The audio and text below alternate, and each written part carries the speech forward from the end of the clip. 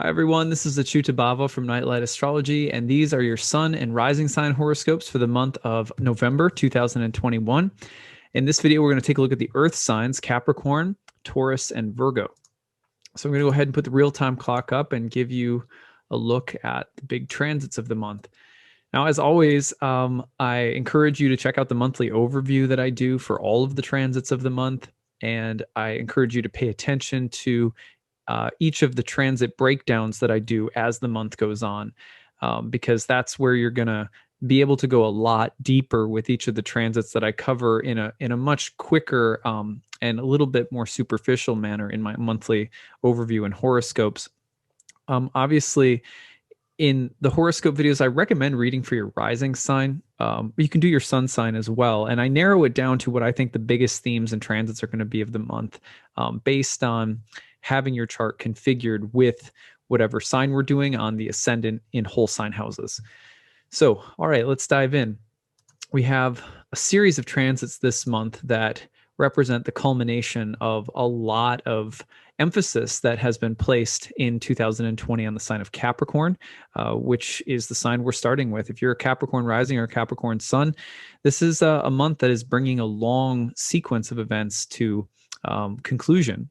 Go back to December of 2017 when Saturn entered your home sign in first house of Capricorn. And in December, next month, Saturn will leave that home sign. Jupiter's been in your first house in its fall for a year. Jupiter will leave that sign in December. So it's kind of a big, the grand finale of at least Jupiter and Saturn in your first house. You're only a few years away from Pluto leaving your first house, which has been there for a very long time. So, if you're a Capricorn in a process-oriented sense, you are coming down a long stretch of life experience with a lot of emphasis on your first house, not only right now, but in the next couple of years. But anyway, let's start at the beginning of the month with Mercury in the sign of Libra, which is in your 10th house, making a square to Saturn in your first house. This transit will play out through the first and say the 7th of the month as Mercury retrogrades, squares Saturn, stations, goes forward, squares Saturn again. So the first, say, week or so of the month, there's a lot of emphasis on this Mercury Saturn square. Mercury's in your 10th house of career, retrograde, perhaps offering some reflections or revisions on something in the workplace. Perhaps you're also trying to decide how much of yourself you want to commit to something, or where your hard line or your boundary or where your no is in relation to work activities.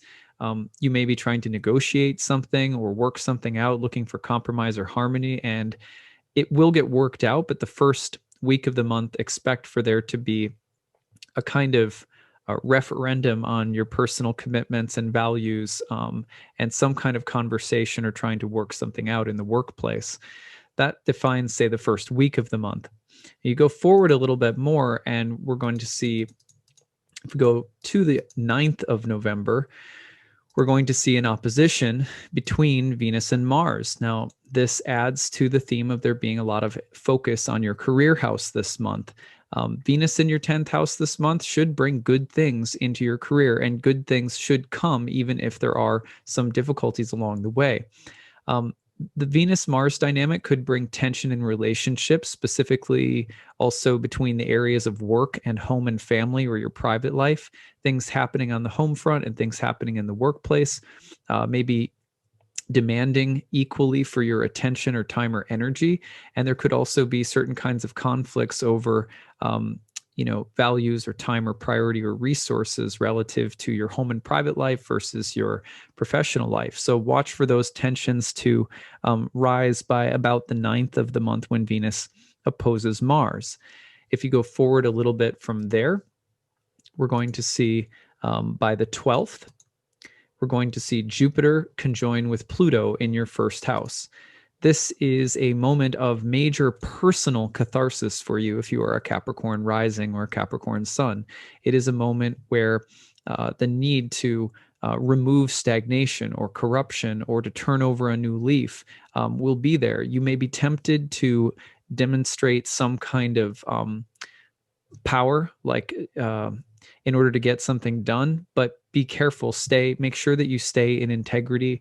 And even if you have an agenda that is worth fighting for, be careful that you fight honorably, or that you if you're going to get your way, make sure that you don't, harm others or damage relationships in the process. Pluto and Jupiter in the first can be a very empowering, transformative moment, but it can also be a little ruthless. So just watch for that. And that comes through about the 12th, but you'll be feeling that energy all month. Now, on the 14th, you're going to get a new moon in Scorpio in the 11th house, which is the house of groups and friends. There's a seed being planted there in terms of organizations, groups, friends, allies, sometimes even benefactors. And this seed will take time to blossom, but something new that's stirring there this month. And by the full moon, you should see it starting to manifest. But the moon cycle ahead, starting on the 14th, has something to do with changes happening, or some newness presenting itself around the place of friends, groups, allies, organizations, colleagues, etc.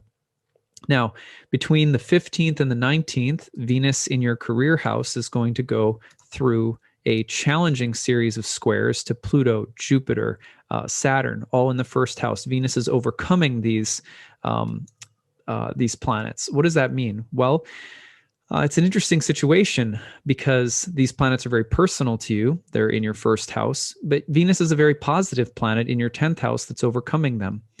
It could be that you are overcome by an offer that you can't refuse, or that there is something really beneficial happening in the workplace, but it has to overcome some of your own skepticism or rigidity or a fixed position that you have. Be open to diplomacy this month if you're a Capricorn, and allow for your barriers to come down. And if you seek compromise and resolution without surrendering too much, but if you stay open to compromise, something, especially in the workplace, would seem to really benefit you this month, or maybe overwhelm you, but ultimately also give you something that's of benefit. So Venus trying to bless you, but also having to overcome some of the stuckness and intensity of those planets in your first house, which typically means something within you needs to give or yield or bend a little bit this month. Now, if we go forward towards the end of the month, there are two transits that I think are worth mentioning. One is going to take place on the 27th, and that is let me roll this back. There we go. So on the 27th, you're going to see Venus oppose Uranus across the 11th and the 5th.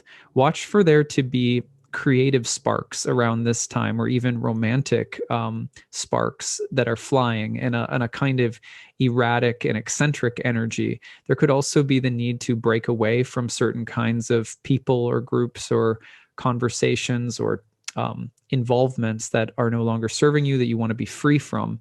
And the need for creative license and freedom and experimentation will be pronounced. And then finally, on the 30th of the month, here we go.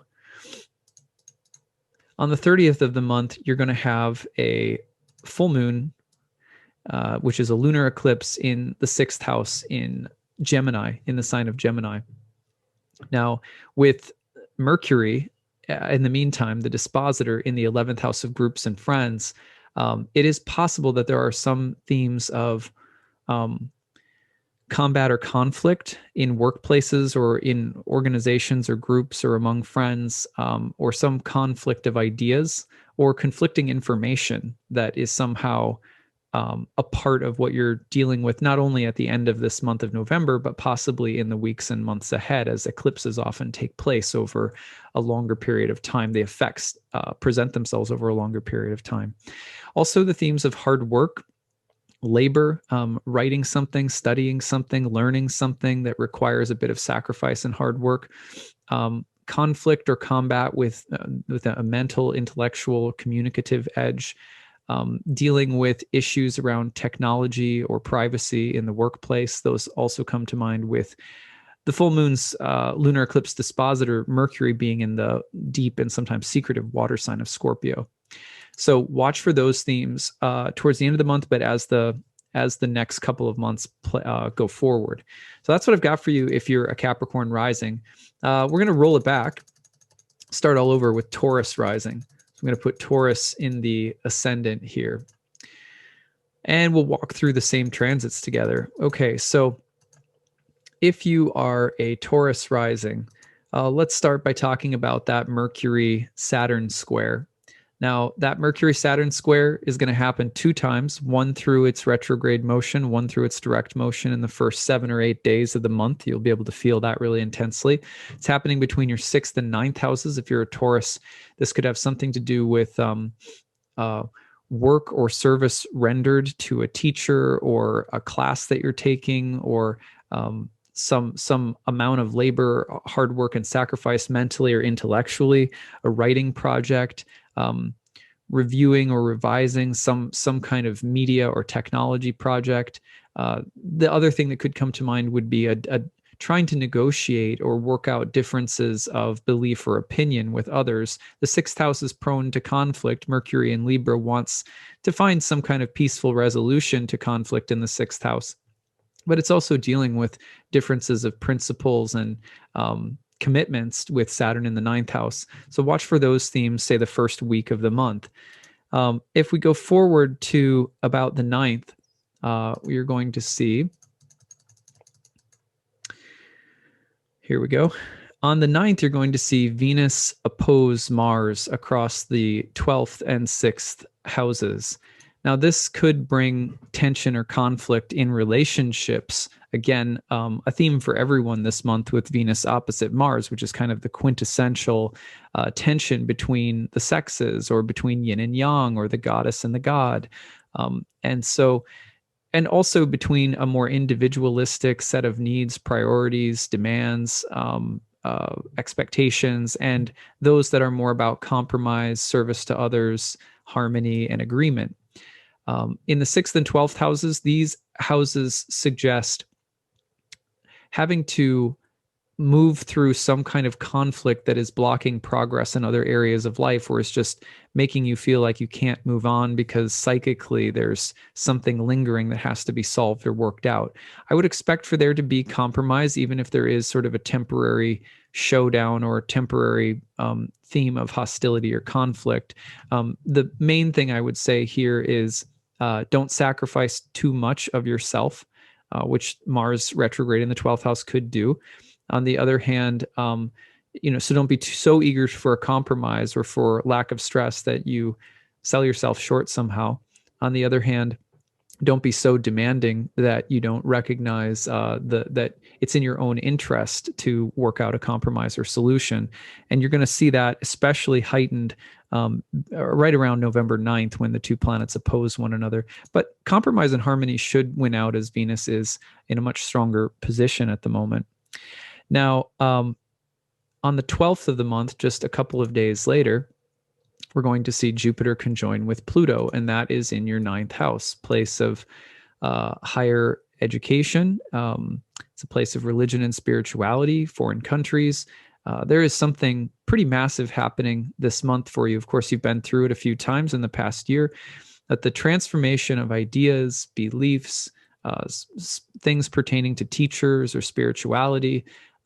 Also, even this house has a kind of prophetic feeling to it. Sometimes there will be almost like intuitions that you've had that you may see come true, or that may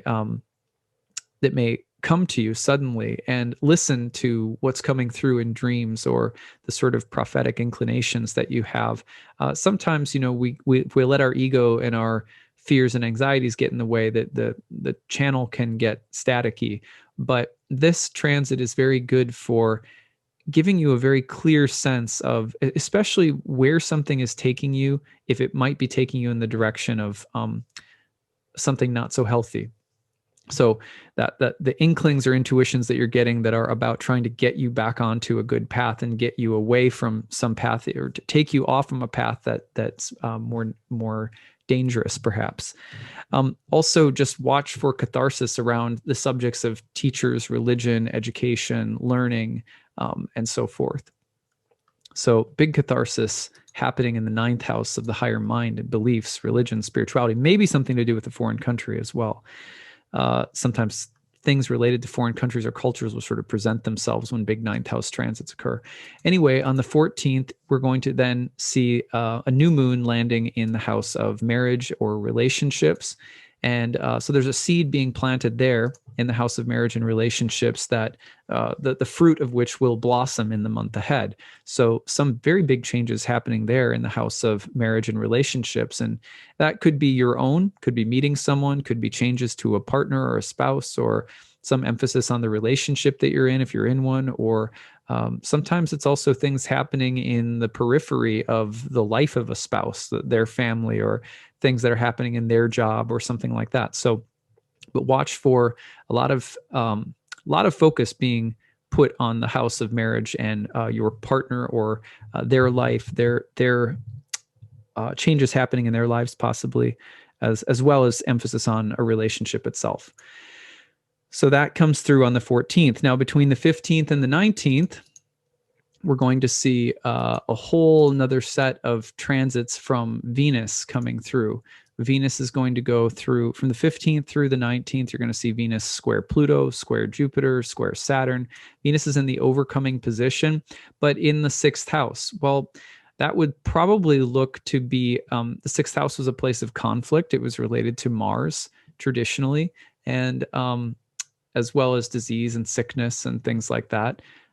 It is possible that there will be some need to smooth over some kind of conflict, that there will be the need to, again, find compromise this month with others, especially where there are conflicting ideologies, beliefs, opinions, doctrines, teachings, teachers.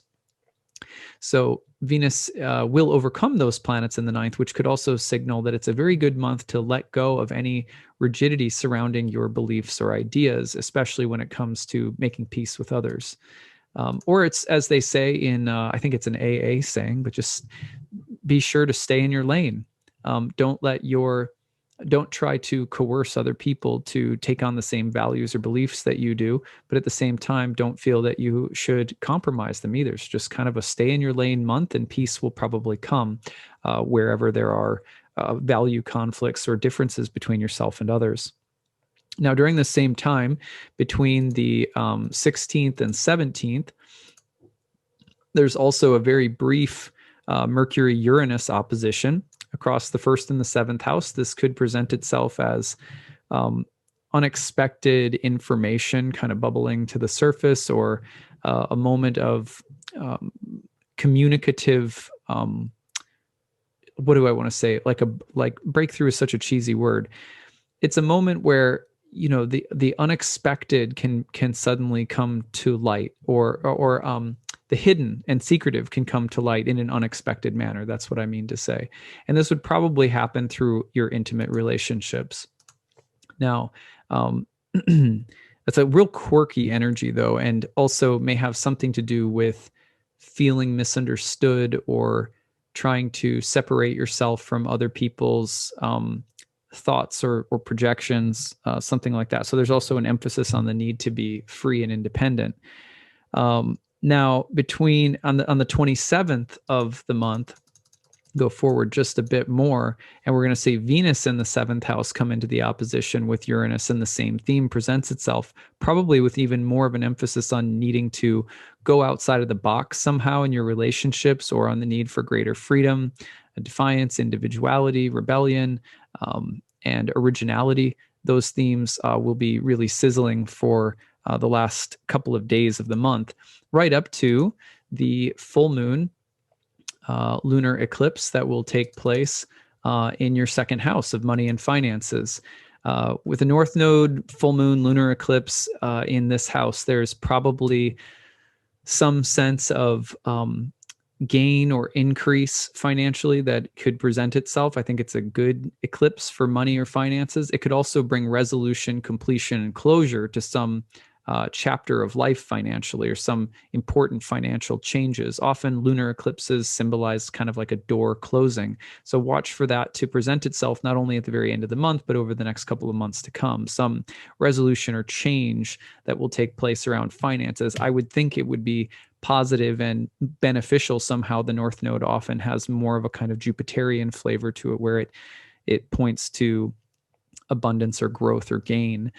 Be careful that you're being honest about it, right? The one thing you have to be careful of with the North Node, as Indian astrologers often say, is they can be quite clever and ambitious and not always honest. Anyway, that's just something to keep in mind.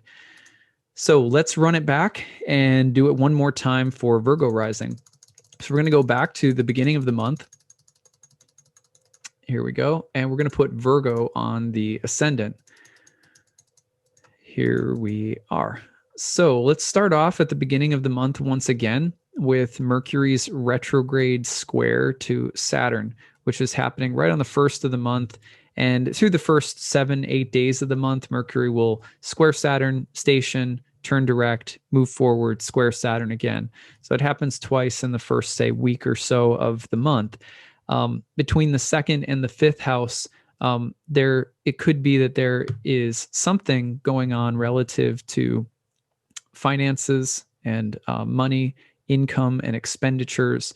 It could be related to something that you've done that's frivolous, or the need to become more mature in some way. That square to Saturn, whenever it's hitting something in the financial house, there's oftentimes a real mature, sobering theme that is having an impact on how we look at, view finances, how we manage our money, what we're spending on, and so forth. Saturn in the fifth house may also be a way of helping us rein in some kind of frivolousness. The fifth house is the house of joy, but it can also be excessive. Saturn in the fifth house, square a planet in the second, can be about helping you curb the tendency to be wasteful or sort of prodigal in some way, and sort of coming back to the most mature best practices. It can also have something to do with money and the topic of children or pregnancy. So those are also things that could come to mind.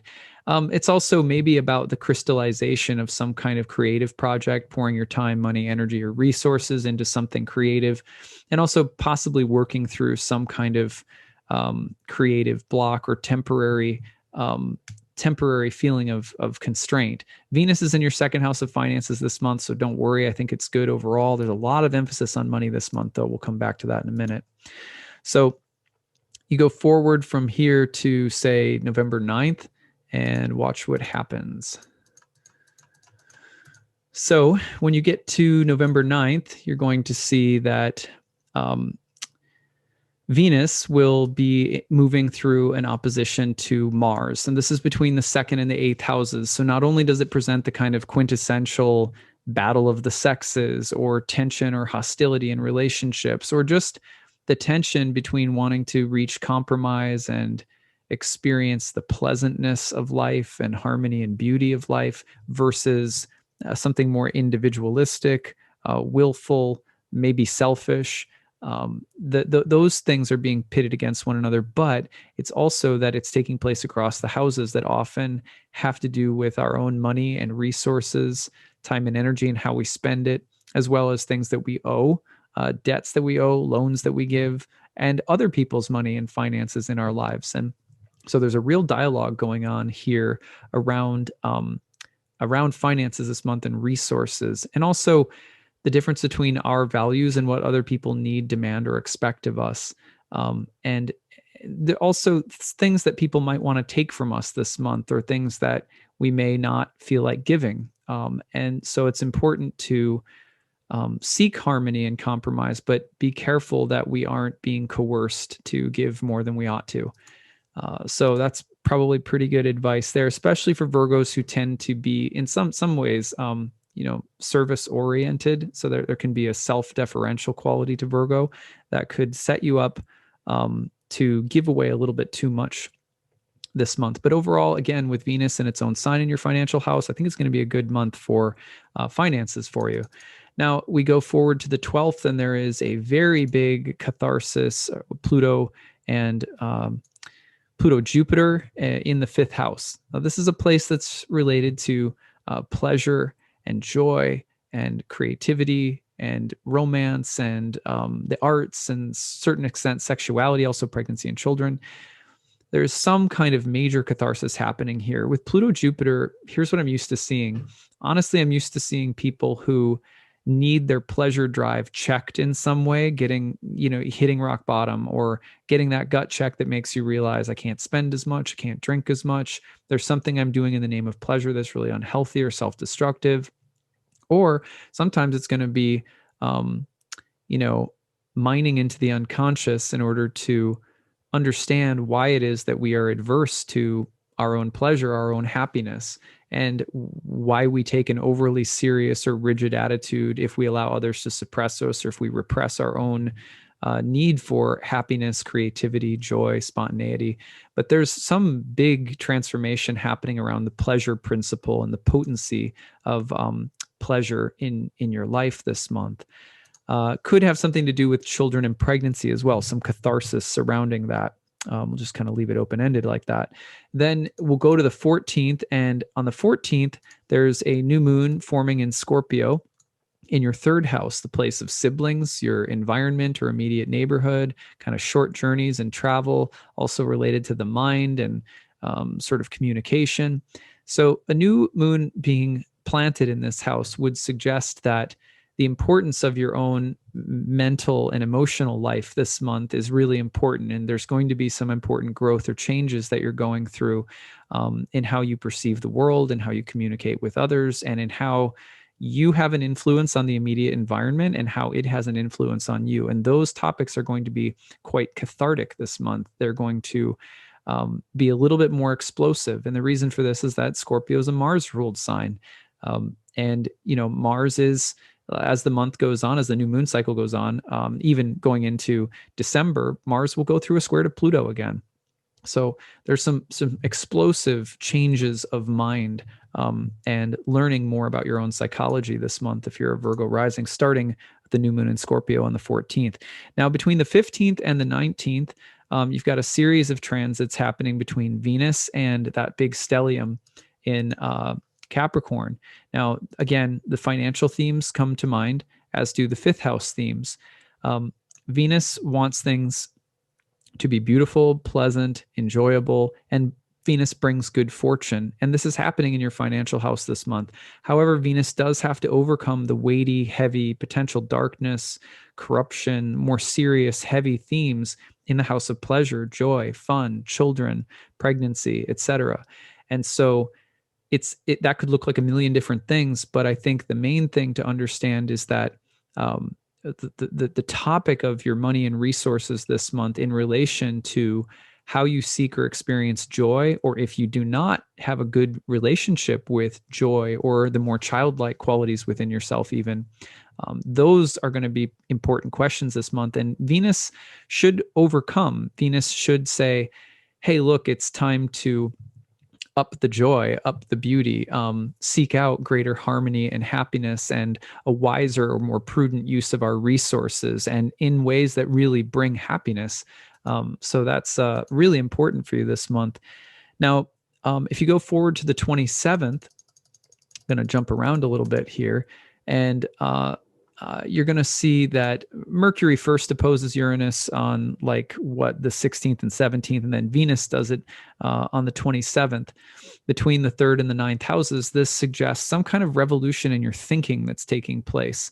And whether or not your thinking falls in line with orthodoxy or higher rules or expectations or morality or principles, or if there is the need to express yourself differently or to rebel. And so there's a little bit almost of like the heretic vibe going on, maybe it's the heretic light, but it's kind of a buck the established order, be myself, be unique, depart from the norms kind of energy coming through in the second half of the month, which culminates with Venus opposite Uranus on the 27th. This could also be that you find yourself attracted to something that's unconventional, or someone or some idea that's unconventional. Watch for that energy around the end of the month, even just in terms of the kind of information you're taking in or just the kinds of things you notice in your immediate environment. Finally, the full moon in Gemini will take place on the 30th, and that lands in your career house. This is the culmination, a moment of completion, resolution, and change that's happening in the career area of your chart. Lunar eclipses are like doors closing. So it's the end of something, but that usually means a transition, a new beginning of some kind that's close at hand as well. With the North Node in the 10th house, this would probably be very beneficial for you, this change that's coming professionally. And you may not see it right away because eclipses come in sets and they take a while to play out. So watch for now and say the next few months to present some kind of very significant transformation in your career house.